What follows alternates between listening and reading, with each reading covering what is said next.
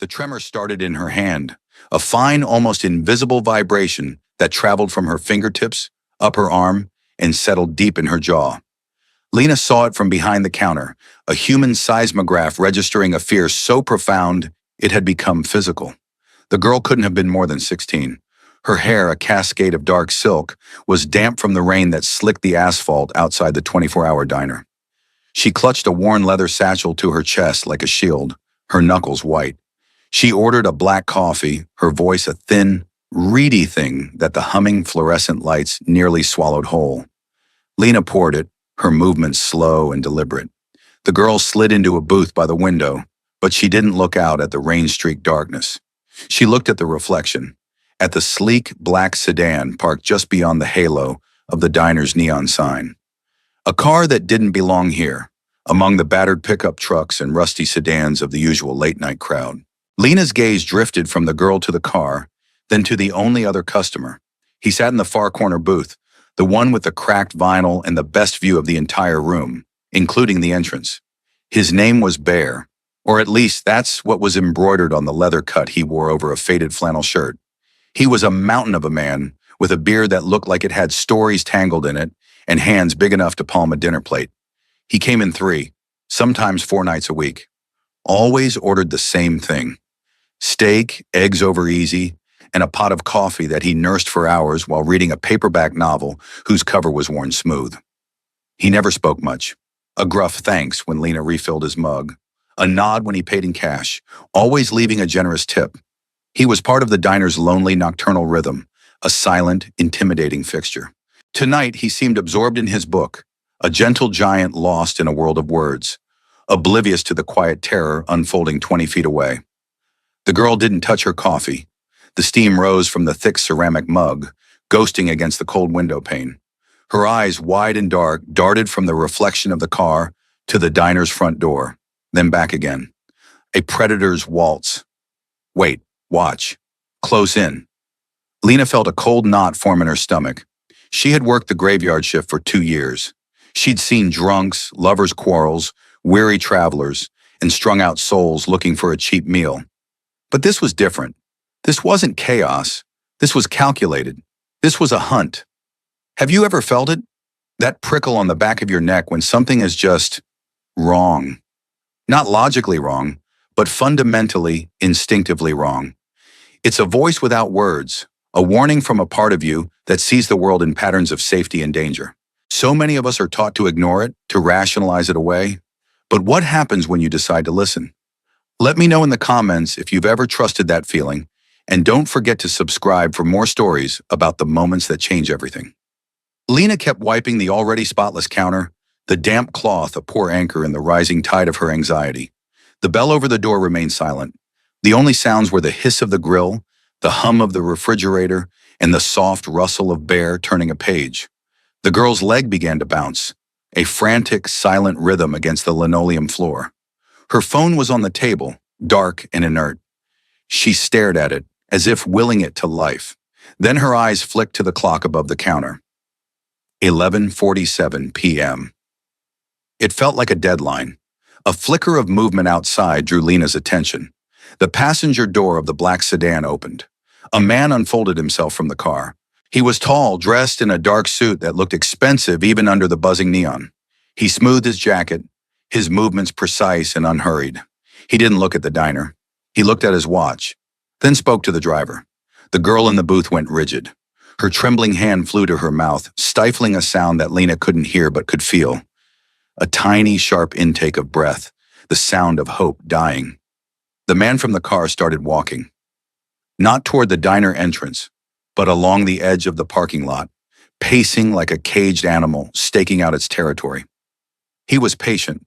That was the most terrifying part. He wasn't rushing. He believed time was on his side. He believed she had nowhere to go. And watching the girl, her shoulders hunched as if expecting a blow, Lena thought he might be right. In the corner, Bear slowly closed his book, his thumb marking his page. He didn't look up. He just lifted his coffee mug and took a long, slow sip, but his posture had shifted. He was no longer a relaxed reader. He was a statue, every line of his massive frame radiating a coiled stillness. He had seen it too. He was watching. He was waiting, and Lena understood, with a sudden, chilling clarity, that the three of them, the hunter, the hunted, and the silent giant in the corner, were all waiting for the same thing, for the next move. The girl pushed her chair back, the sound scraping across the quiet diner. She stood up, her movements jerky and uncertain. She grabbed her satchel and walked towards the restrooms at the back, her gaze fixed on the floor. It was a retreat, a desperate bid for a few more seconds of sanctuary. The moment the restroom door swung shut behind her, the man outside stopped pacing. He turned and looked directly at the diner's entrance. His partner in the car turned on the headlights, cutting two sharp beams through the rain, a signal. The man in the suit started for the door. Lena's heart hammered against her ribs. This was it. The moment the hunt came inside, her mind raced. The police station was a 15-minute drive away, and that was without the slick roads. Her boss, a kindly old man named Sal, wouldn't be in for another 6 hours. She was alone, except she wasn't. Her eyes shot to the corner booth. Bear was placing a few bills on the table. He was getting up to leave. The thought hit Lena with the force of a physical blow.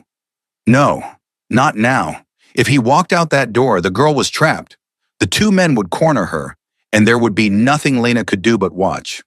All her instincts screamed at her to do something, anything to keep him here, to keep that mountain of quiet strength between the girl and whatever was waiting for her in the dark. The bell chimed. The man in the suit stepped inside, bringing a gust of cold, rain-scented air with him. He was younger than Lena expected, with a face that would have been handsome if not for the cold, dead certainty in his eyes. He scanned the room, his gaze dismissing Lena instantly, lingering for a fraction of a second on Bear, and then settling on the restroom door. He took a step towards it. "Can I help you?"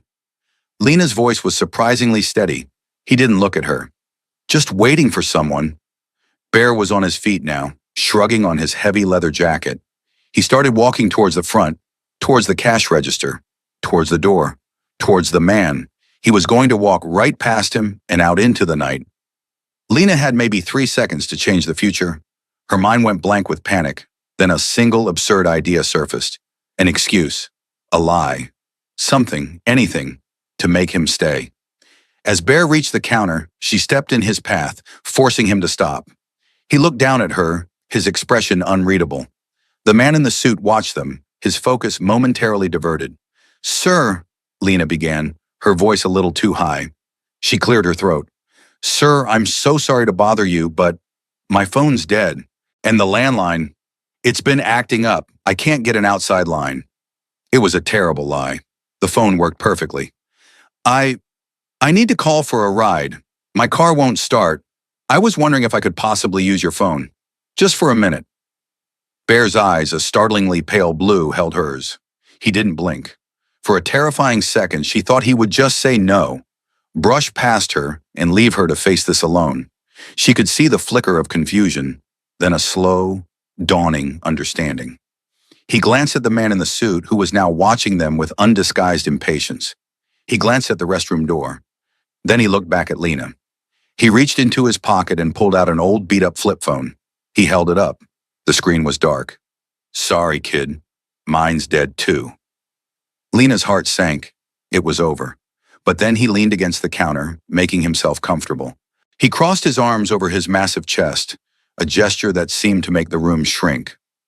"Tell you what," he said, his voice a low rumble that vibrated through the floor. "My buddy is supposed to call me on the diner phone here in a bit, to confirm our route for tomorrow. I can wait with you. When he calls, you can call your ride."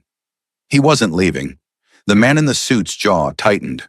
The simple, folksy excuse had created an obstacle he hadn't anticipated. He couldn't just tell the giant biker to leave. He couldn't make a scene without drawing attention. The biker had a legitimate reason to be there, waiting for a call. A reason Lena had just handed him on a silver platter. Relief washed over Lena so intensely her knees felt weak. She managed a shaky smile. "Thank you. Really. Thank you." "No problem," Bear rumbled, his eyes not on her, but on the man by the door. "Road's no place to be stranded." The air in the diner crackled with unspoken tension. It was a three-way standoff, with the restroom door as the silent prize. The man in the suit seemed to be weighing his options. He took another step into the room, his expensive shoes silent on the checkered floor. Friend of yours in there? He asked, nodding towards the restroom. His voice was smooth, a layer of silk over steel. Lena opened her mouth, but Bear answered first. Family. The word hung in the air, simple and absolute. It was a lie, a beautiful, powerful lie. It changed the entire dynamic. The girl in the restroom wasn't just some stranger. She was connected to the mountain of a man who was now blocking the path. She was protected. The man's polite facade cracked. A flicker of annoyance crossed his face. She's with us, he said, his tone hardening. We're just here to take her home. Looked to me like she was running from home, Bear said, his voice still low, still calm. Funny that. The restroom door creaked open. The girl Chloe peeked out, her face pale. She saw the man in the suit and flinched back, her eyes wide with terror. Then she saw Bear standing like a sentinel beside Lena at the counter. A sliver of hope, fragile but real, entered her expression. It's okay, Lena called out, her voice gentle. Why don't you come sit here, at the counter? We're just waiting for a phone call. Chloe hesitated, her gaze darting between the man and Bear. She looked like a fawn caught between a wolf and, a bear. She chose the bear. She scurried out from the back, keeping the row of booths between her and the man, and slid onto a stool at the far end of the counter, as close to Lena's station as she could get. She tucked her knees up, making herself as small as possible. The man in the suit took a step towards her. Chloe, stop this. Your father is waiting. He's not my father, she whispered, her voice trembling so hard it was barely audible. Bear shifted his weight. It was a small movement, but it was enough. The man froze. She doesn't want to go with you, Bear stated. It wasn't a question. It was a final judgment. Just then, the headlights of the sedan outside flashed twice. The driver was getting impatient. The man in the suit glanced out the window, a muscle twitching in his cheek. He was a professional, used to control, and he was losing it. He pulled out his own sleek smartphone. We can do this easy, or we can do this hard, he said, his voice dropping to a low threat. But we are leaving with her. I don't think you are, Bear said. He hadn't moved, hadn't raised his voice, but the menace in the room had solidified, coalescing around him. It was the quiet threat of a man who had seen real trouble and wasn't impressed by a bully in a fancy suit. He was an immovable object. Another car door slammed outside. The driver of the sedan was getting out.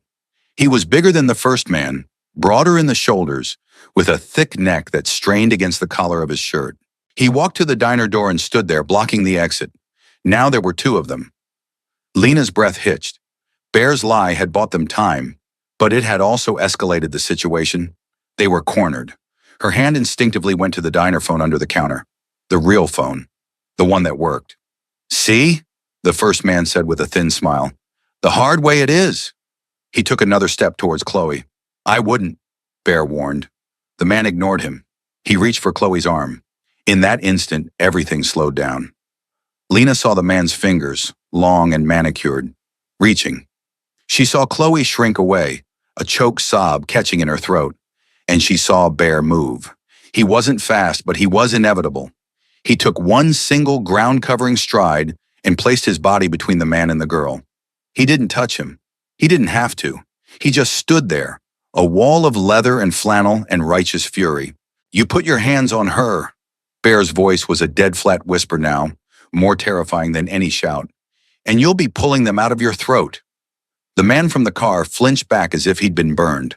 The raw, primal promise of violence in Bear's tone was something his tailored suit and expensive watch couldn't protect him from. For the first time, a flicker of genuine fear showed in his eyes. The second man at the door shifted, his hand reaching inside his jacket. Don't, Lena said, her voice sharp. Both men looked at her. She was holding the diner's phone receiver. Her thumb was poised over the number 9. This entire diner is on camera, audio and video, has been for 10 years. The moment you try anything, I press this button. The cops will have a perfect recording of you threatening a minor child and 2 employees. And I promise you, our local sheriff takes that kind of thing very, very personally. Another lie. The camera system had been broken for a year. Sal was too cheap to fix it. But they didn't know that. The second man's hand froze. The first man stared at Lena, his mind clearly working, reassessing. The girl was protected by the giant. The giant was backed up by the waitress with the phone. The entire scene was supposedly being recorded. Their clean, simple snatch and grab had turned into a complicated mess with witnesses and potential evidence. The standoff held for a long, silent moment. The only sound was the rain tapping against the glass. The two men exchanged a look, a silent communication passing between them. The first man slowly lowered his hand. "This isn't over," he hissed, his eyes locked on Chloe. "It is for tonight," Bear rumbled. "Now get out of here." The men hesitated, their pride warring with their pragmatism. Finally, the first man gave a curt nod. He backed away slowly, his eyes still burning with anger, and joined his partner at the door. They slipped out into the night, the bell over the door chiming their retreat. A moment later, the black sedan's engine roared to life, and its tires squealed as it sped out of the parking lot and disappeared down the highway. They were gone. The tension in the diner didn't vanish. It just deflated, leaving a vacuum of trembling silence. Chloe let out a shuddering breath and finally broke down, burying her face in her hands, her shoulders shaking with silent sobs. Lena came out from behind the counter and put a hesitant arm around the girl. "It's okay. You're safe now. You're safe." Bear walked over to the window and watched the empty road for a long moment, making sure the car was truly gone. When he turned back, the intimidating aura was gone, replaced by a weary concern. "You okay, kid?" he asked Chloe gently. She looked up, her face streaked with tears. They were supposed to take me to a special school. My stepfather arranged it. It's not a school. It's a camp for problem kids. My friend went to one. They hurt you there." Her words painted a horrifying picture. This wasn't a kidnapping for ransom. It was something sanctioned, something supposedly legal, which made it all the more sinister. "I ran away from the bus station," she whispered. "I was trying to call my mom. Her new husband doesn't let us talk much. My phone died. I saw the diner lights, and I just ran." "Your mom," Lena said, her mind clicking into place. "Can you reach her now?" Chloe shook her head miserably. "I don't know her new number by heart. It was in my phone.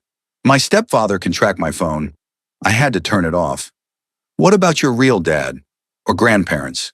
Lena pressed, a flicker of hope. "My grandparents. They live 2 states away, but I know their number. It's the only one I memorized." "Okay," Lena said, her voice firm with purpose. "Okay, good. We'll call them." She looked at Bear.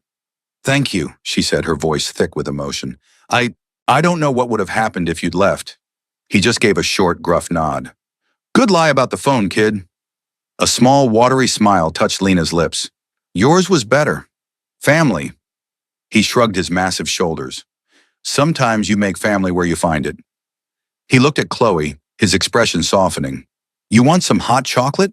My treat." Chloe nodded, wiping her eyes on her sleeve. For the next hour, the three of them sat at the counter. Lena made hot chocolate, piling it high with whipped cream. Bear, surprisingly, was a gentle and calming presence. He didn't ask probing questions. Instead, he told Chloe about his beat-up motorcycle, about a road trip he'd taken through the desert, where he'd seen a sky so full of stars it looked like spilled sugar. He spoke of small, simple things, weaving a blanket of normalcy around the terrified girl. He was grounding her. Lena got the grandparents on the phone. The relief in their voices was palpable. They were frantic with worry. They promised to get in the car immediately, but it would be a long drive, at least 8 hours. "We'll wait," Lena said into the phone, her eyes meeting Bear's over Chloe's head. "She won't be alone for a second, I promise." And so they waited. As the hours crawled by, the diner became their fortress. Bear stayed in his corner booth, a silent guardian, his book forgotten on the table. Lena kept the coffee and hot chocolate coming. Chloe, exhausted but finally feeling safe, eventually drifted off to sleep in the booth, her satchel clutched to her chest. Just before dawn, as the sky began to lighten from inky black to a soft, bruised purple, a dusty pickup truck pulled into the lot. An older couple, their faces etched with worry, hurried out and burst through the diner door. "Chloe!" the woman cried, rushing to the booth and gathering the sleeping girl into her arms. The grandfather, a tall, weathered man with kind eyes, walked straight to the counter. He looked from Lena to Bear, his gaze full of a gratitude so immense it needed no words. He pulled out his wallet, but Bear held up a hand. "No need for that," Bear said, his voice a low rumble. "Just glad she's safe." The man's eyes filled with tears. He simply reached out and shook Bear's hand, then Lena's. "God bless you both," he said, his voice thick. "You're angels." They helped a groggy Chloe out to the truck, wrapping her in a warm blanket. Before they left, the grandfather pressed a piece of paper into Lena's hand.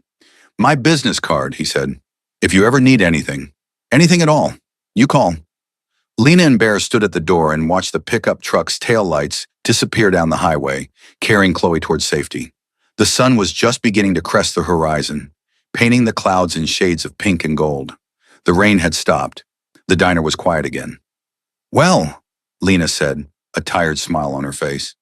"That was a night." "That it was," Bear agreed. He looked at her, a genuine warm smile finally reaching his pale blue eyes. "You did good, Lena." It was the first time he had ever used her name. That night changed everything. Bear didn't stop being a regular, but he was no longer a silent fixture. He was a friend. He talked to Lena about his roots, about the strange things he saw on the road. He'd ask about her dreams of one day owning a small cafe, a place with good coffee and comfortable chairs. He became the diner's unofficial guardian. No one bothered Lena on her late-night shifts again. One look at the giant biker in the corner booth was enough to deter any trouble. A few weeks after that night, Lena got a call from Chloe's grandfather. His name was Arthur. He owned a construction company. He asked again if there was anything he could do. On a whim, Lena told him about her dream cafe. 2 days later, a man from a real estate agency called her. Arthur had bought a small, foreclosed property in the center of the next town over. He said it was hers if she wanted it. A gift, no strings attached. It took a year of hard work, of saving every penny, of Bear and some of his biker friends volunteering on weekends to fix pipes and paint walls. But Lena's dream came true. The Haven Cafe opened on a bright spring morning. It was everything she had imagined, warm, inviting, with the smell of fresh coffee and baking bread hanging in the air. The epilogue of that night stretched on for years. The Haven became exactly what its name implied, a safe place. Bear was there almost every day, his motorcycle parked proudly out front. He was her head of security, her taste tester, and her dearest friend. They were family made in a dingy diner in the middle of a stormy night. Chloe and her grandparents visited every summer on their way to vacation. The timid, terrified girl blossomed into a confident, bright young woman. She was studying to be a social worker, she told Lena, so she could help kids who felt like they had nowhere to turn. She always sat at the same table, and she always ordered a hot chocolate, piled high with whipped cream. Sometimes Lena thinks about that moment, the terror, the split-second decision, the ridiculous, clumsy lie about a dead phone, a tiny act of courage from an ordinary waitress. A biker's quick-witted excuse that let him stay. It was a small hinge on which so many lives turned. It's a powerful reminder, isn't it? That you don't need a cape to be a hero. Sometimes all you need is to be paying attention, to trust that knot in your stomach, to be brave enough to step into someone's path and say, "Can you wait with me?" The world is full of silent heroes, people who make a choice in a quiet moment that echoes for a lifetime. If this story reminded you of the power of a small act of kindness, please give it a like and share it with someone who needs to hear it. And tell us in the comments, what's the bravest thing you've ever seen an ordinary person do? You never know whose life you might change just by refusing to leave.